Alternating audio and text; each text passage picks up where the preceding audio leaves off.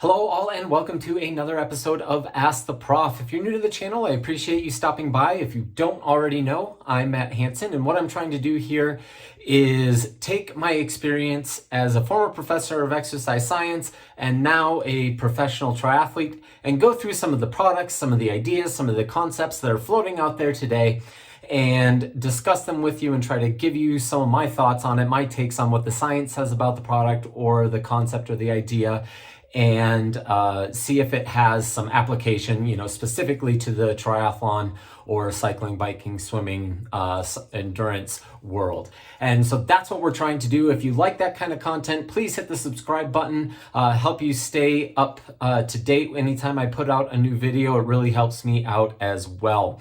One of the early videos that I did was on a product called the Hip Hook, and I came to this product really out of necessity. I was really struggling with some hip tightness and iliopsoas issues, and I found this product, and immediately I knew it was something that I was looking for, and so I started using it. I had a lot of success. I solved the issue that I had been dealing with, and I've really kept that product as part of my daily routine. And so I did one of my first videos, or a couple of videos actually, on this product. I'll link those below. There's some of the more popular videos that I've had, actually.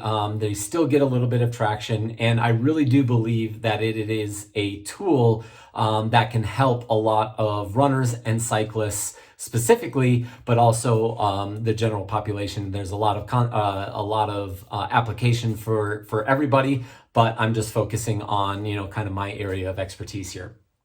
And I've stayed in touch with the company. It's called Aletha Health, and I actually have developed a partnership over the last year and a half now, and I will be continuing that partnership moving forward. And they are a young company, and I continue this partnership mainly because I love the company and the product was very helpful to me. Not just because they're paying me thousands and thousands of dollars. It's not a relationship like that. It is really one out of mutual benefit for both of us. I like their products, so I continue to use them, and so it's really easy for me to talk about that and just work with the company that way. Today's video is on Aletha Health's sophomore product called the Knuckle. All right, so it's this little kind of kid slide or triangle like looking thing, and you're probably wondering, well, what is this for? There's actually a number of purposes for this Knuckle. I'm going to focus on three of them because they're the three things that I use them for, but I'll link their website below. Obviously, you can see a number of other applications for this as well. But the three things that I'm going to focus on primarily in this video are going to be using it to help relieve neck pain, a tight pec minor, and then also some issues with the trap, specifically the upper trap. So let's go ahead and get started. So let's go ahead and start with the neck. Riding an aero is obviously hugely advantageous for triathletes. It makes you a lot faster on the bike, but it does come at a cost. The neck is always the most sore part of my body after races. I'm doing aero drills at least once a week, and obviously doing some long intervals in aero as well. And so neck pain is always something that I'm dealing with. And when you have issues with your neck, that doesn't just mean that you have a sore neck. The muscles in the neck and the fascia in the neck is really interconnected throughout the entire body. In fact, many therapists believe that a tight neck can affect the way you run, can affect the way you move, possibly even affect the way that some of your internal organs are acting and responding, because all these cranial nerves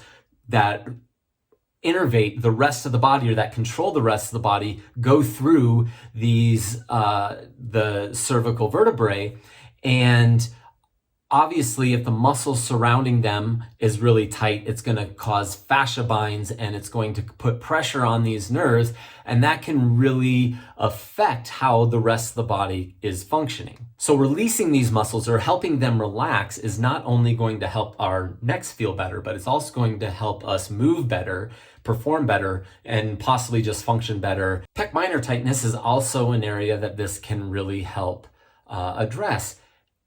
For myself, I definitely have a little bit of a forward shoulder, a rounded shoulder issues. And much of that is because I wrestled all through my developmental years and into college. And obviously, my strength training regimens were very front heavy. At one point in my life, I did have discernible muscle mass, not so much anymore, but I was very much more developed on the front side than on the back side, and that still affects my posture today. That does make me a little bit faster on the bike. I'm able to round my shoulders, get a little bit narrower, and which is great. But when it comes to swimming, I need to have broad shoulders. If you ever look at some of the best swimmers in the sport, or in swimming in general, they're very broad shoulders and they're able to get it back, and that allows the proper shoulder kinematics and the shoulder movement and body rotation that it takes to get to really hone into the lats where the power is being created and use a much less flat stroke. Whereas if you get stuck here, it's harder to get that rotation, it's harder to get that engagement.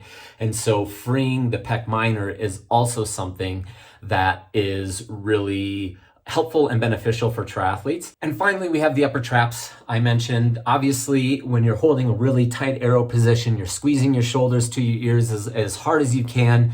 And so obviously the upper traps are taking a little bit of a pounding as well. And for me, always seems to be a little bit worse on windy days when I have to work a little bit harder to control the bike, or when I'm a little bit more tense on the front end, trying to maintain stability and control the front wheel. And so I'll talk a little bit about how the knuckle can help release the traps as well. So in a nutshell, with the three things that I talked about, the knuckle helps undo the situations and the bad positions that we put ourselves in on the bike that make us faster, but that might hinder us on either the swim and the run, or just help us feel better after the fact. So let's go over the knuckle specifically, how to use it, and obviously the things that you need to know if you're actually going to purchase this or considering buying it. So obviously, this is a shape that kind of looks like a kid's slide, or an A or a triangle. It does come in orange and black. There's no difference between the colors. It's really just which color you want to use. The cool thing about this design is, if you look at it, it's got wide, medium, and narrow, and then there's a little bit of a lip here, and then different angles here and here. And so really, when you're using this, there's actually 6 different contact points or ways that you can put this on any one of the 3 areas that I discussed. And there's no right or wrong. It's really which one is going to address the specific area the best that you're trying to go after. And that's what we're going to cover next. For using this on the neck, I typically like the middle one the best, the middle width. And I have this direction facing the top of my skull, typically. But really, you can play around with this and rotate it and put it whatever is going to work the best for you. Really, what you want to do is you want to set this on the ground and place your neck with the tips starting at the base of your skull.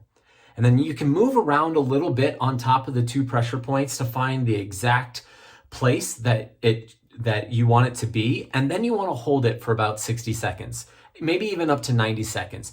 Once you find the right spot, you don't want to be wiggling around or trying to move it around. That might irritate the muscles a little bit too much. So you just want to hold for the release.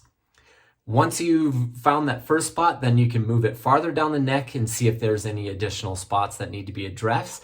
And this is where you might want to, okay, you start with the middle one. Now you might want to open it up and you use the wider one, and move as you move farther down the neck. Maybe that one is a little bit better for you. That's typically what I end up doing, is the middle one for the right at the base of the skull, to try to get to those occipital muscles. And then as I go down maybe into the top fibers of the upper trap, maybe the wider one might be a little bit better there. You definitely don't want any burning or numbness or tingling or anything like that. It should be rather comfortable, and maybe at the beginning it might be one of those kind of hurt so good kind of sensations, but it definitely, if anything, feels like it's nervy or sending shooting pain or shooting signals or anything like that, definitely back off and find a different spot. That's not what you're wanting to do. You don't want to be pushing on nerve roots there and really irritating those areas. To hit the pec minor with a knuckle, I typically use the most narrow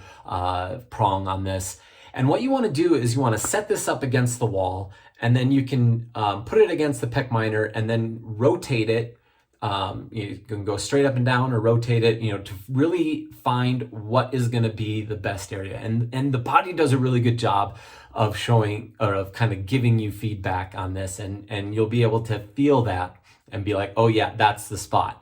One thing that I do like to do after I try to release the pec minor is go straight into a door stretch, right? On the neck, when I release it, I just leave it alone. But if I'm doing the pec minor, I'll go right into a door stretch. So I'll try to release and then stretch. And I might repeat that process a couple times, especially if I'm doing this a day after a really tough swim, or one where I did a lot of paddle work, or one where I've done the aero drills, or really long hard intervals in aero where I'm bringing my shoulders forward a lot. I want to bring those back, and that's going to help, again, the shoulders function better the next day.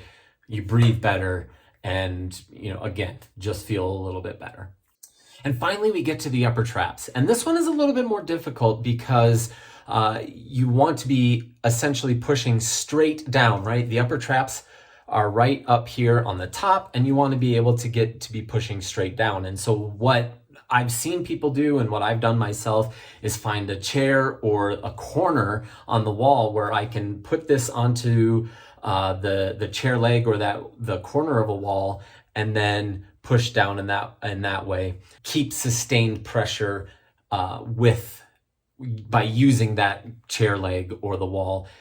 That is going to help keep things nice and steady. If you're trying to use this, just and hold it, it might work, but it's harder to get that constant steady pressure that you need to get the release. And so lying down and using a chair leg can be very helpful here. Once again, with the trap, it's one of those things where you don't want to be moving it around. Once you find that trigger point, you want to press and hold for about 60 to 90 seconds until you feel that release. The trap might be one of those areas that after trying to release, I might do a light stretch afterwards. As long as the rest of the neck is feeling good, a light stretch afterward isn't going to affect anything negatively. So there you have it. That's my kind of quick rundown of the knuckle. This is another tool by Aletha that has made it into my normal routine, along with the hip hook. If you have any questions, please leave them in the comments section below. Thanks for tuning in. Hit the like button on your way out the door, and we will see you next time.